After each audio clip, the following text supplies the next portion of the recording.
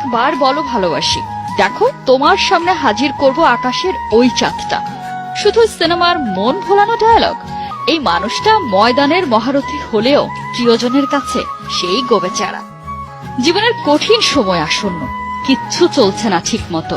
সবাই যেন কেমন করে দূরে সরে যাচ্ছে, ভুল বুঝছে। চারিদিকে ঘোর অন্ধকার। মাঠের এই অ্যাগ্রেসিভ মানুষটাও ভেঙে পড়েন মাঝে সাঝে। এভাবেও প্রেমে পড়া যায়, সবটুকু শুধু তাকেই বলা যায়। উষ্ণ আবেগে নিংড়ে নিয়ে একসাথে পথ চলা যায়। আর আঙুলে আঙুল রেখে এই পথ চলাতেই তো সব সুখ। ভালোবাসা, তামাম দুনিয়ার সব মায়া যেন জড়িয়ে থাকে এই একটা কথায়। ভালোবাসার জাদুতেই তো পাষাণেও জাগে প্রাণ। এর শক্তি যে দেখেছে সে জানে, এর কাছে নস্যি বনে যায় কাঠ। তুমি সুন্দর তাই চেয়ে থাকি প্রিয়, সে কি মোর অপরাধ? এমন প্রশ্ন কবি কাজী নজরুল কাকে করেছিলেন তা জানতে হলে ইতিহাসে নজর দিতে হবে। আর তা যদি পাল্টে ক্রিকেট পাড়ায় নিয়ে আসেন, তাহলে এরকম প্রশ্ন হাজারবার যাকে করা হয় সে এক মহাসুন্দর।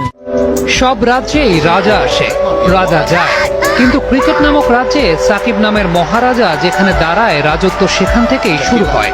সাকিব চেয়ে আপনার সেই প্রথম প্রেমের মতো, যত সময় যায় স্মৃতিগুলো মলিন না হয়ে নতুন রূপে ধরা দেয় আপনার মননে, মগজে, অনুভূতিতে। ক্রিকেট যদি একটা বিশ্ববিদ্যালয় হয়, তাহলে সেখানকার সাইকোলজি ডিপার্টমেন্টটা সাকিব আল হাসান। সাইকোলজি যেমন অনলি সায়েন্স উইদাউট ডেফিনেশন, ঠিক তেমনি ভাবে Shakib Al হাসানও only cricketer without definition. তুমি সুন্দর তাই চেয়ে থাকি প্রিয়, সে কি মোর অপরাধ?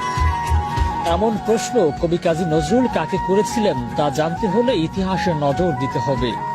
আর তা যদি পাল্টে ক্রিকেট পাড়ায় নিয়ে আসেন, তাহলে এরকম প্রশ্ন হাজারবার যাকে করা হয় সে এক মহাসুন্দর নটরাজ কিংবা গ্রহের সেরা বাজিকর, এক মহানায়ক, স্বাধীন সাম্রাজ্যের নবাব সাকিব আল হাসান। একবার বলো ভালোবাসি, দেখো তোমার সামনে হাজির করব আকাশের ওই চাঁদটা। শুধু সিনেমার মন ভোলানো ডায়ালগ। এই মানুষটা ময়দানের মহারথী হলেও প্রিয়জনের কাছে সেই গোবেচারা। জীবনের কঠিন সময় আসন্ন, কিচ্ছু চলছে না ঠিক মতো। সবাই যেন কেমন করে দূরে সরে যাচ্ছে, ভুল বুঝছে। চারিদিকে ঘোর অন্ধকার। মাঠের এই অ্যাগ্রেসিভ মানুষটাও ভেঙে পড়েন মাঝে